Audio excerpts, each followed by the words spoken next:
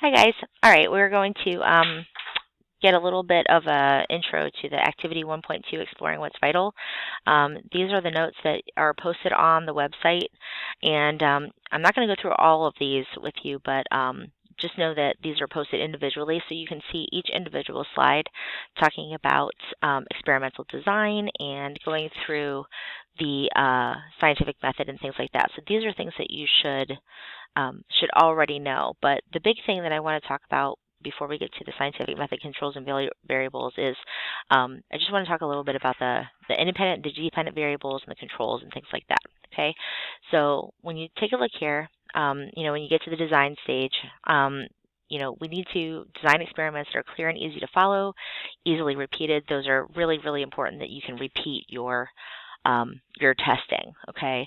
Because we don't want to do it just once. We want to do it multiple times so that we get good and clear and honest data, okay?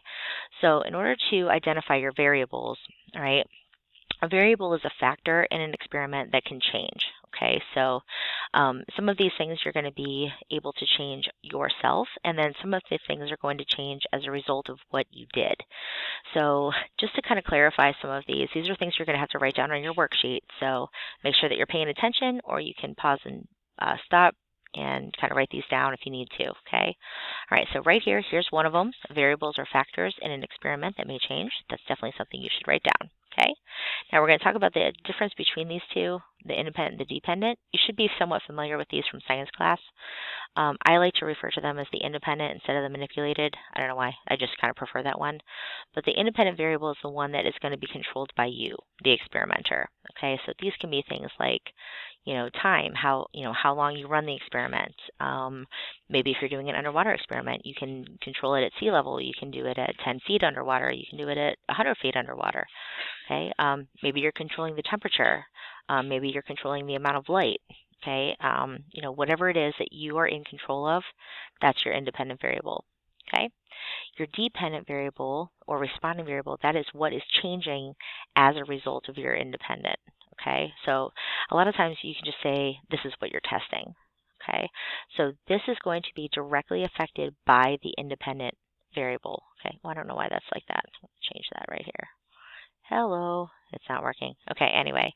If by the independent, this should be up here. Sorry about that. Okay, the dependent variable is observed or measured. Okay. Now, if you want to write down on your paper what the independent variable is, it's what factor changes, okay, or what you're testing. That's really the essence of what that is, okay?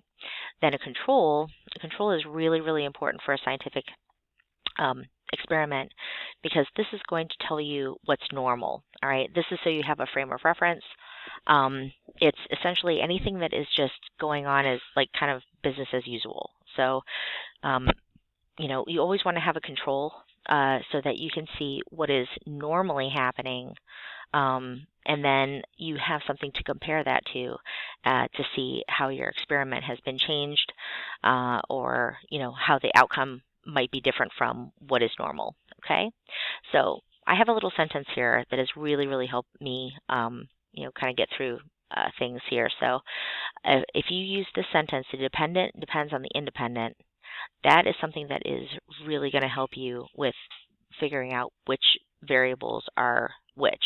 Okay, if you take out the words dependent and then take out the word independent and replace them with the variables that you've decided on, and you read the sentence back and it makes sense for what you're testing, then that is a fail-safe way to know that you got it right. Okay, so let me give you an example. Okay, so if we increase the amount of light during studying, then the student's performance will increase. Okay, so we can test that. We can see if increasing how much light you have when you're studying is going to help you do better. Okay, so what is our independent and dependent variables? Well, I like to do the dependent first because it's the first in our little sentence here. So dependent depends on the independent. Okay, so what in this sentence is going to depend on the other? Okay, well, if you take a look at it, how well the student performs is going to depend on how much light they have. Okay, so our dependent variable is going to be the amount of light. I have to ungroup that so that I can write on it. Maybe. It's just not, just doesn't want to do it. Okay, there we go. So the dependent variable would be the amount of light. Oh my lord, you can see how much I can't type, okay? And then our independent variable, excuse me, is how well, or I should say, students' performance. Performance. Okay, and I should quantify that by saying will increase. Okay, increasing. I cannot type. This is why I do not have a job where it requires me to type really well. Okay, so my dependent and my independent are in there. So if I read that in my sentence, the amount of light depends on the students' performance increasing. Is that right? No, that's not right. That's not right. That is definitely not right. So what we need to do is we need to go back and we need to say our students' performance increasing depends on the amount of light. Okay, see how we did that? Okay, so you can always check and make sure that it's right. Okay, I wanted to show you how you can check that because, I mean, if you read it the other way, it's just not right. Okay, so please make sure that you're checking what your variables are and if that works. Okay, so what might be a good control for this experiment? Well, there could be lots of good controls. I would say that you should, study in the usual amount of light that you're used to. Okay, so if you usually study in like a dark place or something like that, or you've just got like a little night light or something like that you use, study in your usual amount of light and then, see if you increase your amount of light, okay, if it increases your performance.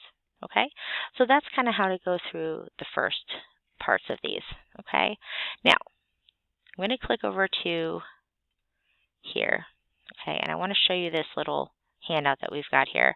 So as we go through this, I'm not going to do all of this for you, but I'm going to do part of it. Okay, so up here where it says write your definitions, okay, you're going to go through and you're going to write the definitions for each one of those things. Okay, now I would really suggest that you go through and you highlight, and you can do this on your online. Okay, there's a highlighter tool, so please use it. Okay, so this is the first one. We're going to find out all of these questions here. Okay, we're going to do the first one together. All right, so our first scenario here is the Krusty Krab breath mints. Okay, Mr. Krabs created a secret ingredient for a breath mint that he thinks will cure the bad breath people get from eating Krabby Patties at his Krusty Krab. He asked 100 customers with a history of bad breath to try his new breath mint. He had 50 customers in Group A eat a breath mint after they finished eating a Krabby Patty. The other 50 in Group B also received a breath mint after they finished the sandwich. However, it was just a regular breath mint and did not have the secret ingredient. Both groups were told that they were getting the breath mint and that they would cure their bad breath. 2 hours after eating the Krabby Patties, 30 customers in Group A and 10 customers in Group B reported having better breath than normally after eating a Krabby Patty. Okay, so then it's going to ask you which people are in the control group. Okay, well, we've only got 2 groups. Okay, so we've got Group A and we've got Group B. Okay, Group A, okay, ate a breath mint, okay, after they finished eating the Krabby Patty. Okay, Group B also received a breath mint, okay, but it was just a regular breath mint, okay, and did not have the secret ingredient. Okay, that's a big deal for Group B.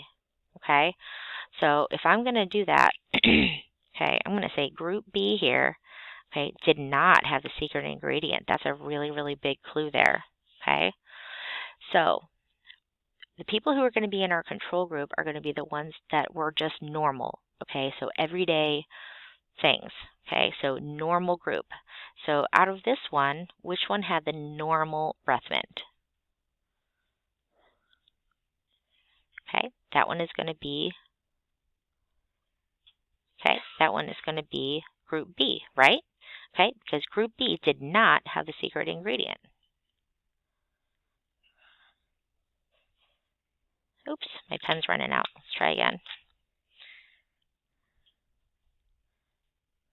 Group B. Okay. Now for our independent and dependent variable, we're going to have to take a look at where, how this fits into our dependent versus independent sentence, right? So if our dependent depends on the independent, in this scenario, what depends on what? Okay.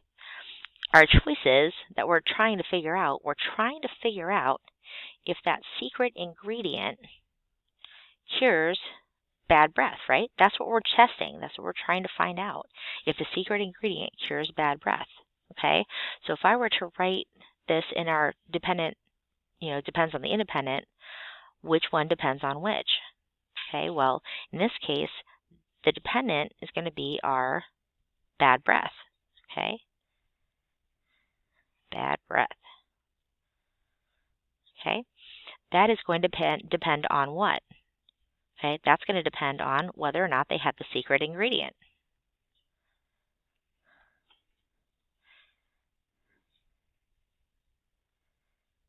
Okay, so the bad breath, how much bad breath they had, okay, is dependent upon their secret ingredient. Okay, now, if you take a look at this, it says, what should Mr. Crab's conclusion be? Okay, well, did all of the people who had the secret ingredient get their bad breath cured? Okay, so this one says 30 customers in Group A and only 10 customers in Group B reported having bad breath, or better breath, than normally. Okay, so you could say something to the effect of, the secret ingredient works, but not 100%. Okay, because not 100% of their stuff worked, right? Not 100% of the people reported fresher breath. Okay, now it also says in 5 here, why do you think 10 people in Group B reported fresher breath? Well, Group B still had a breath mint.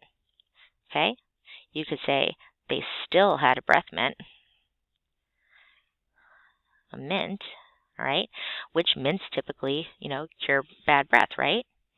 Okay, or or you could say, maybe they may have thought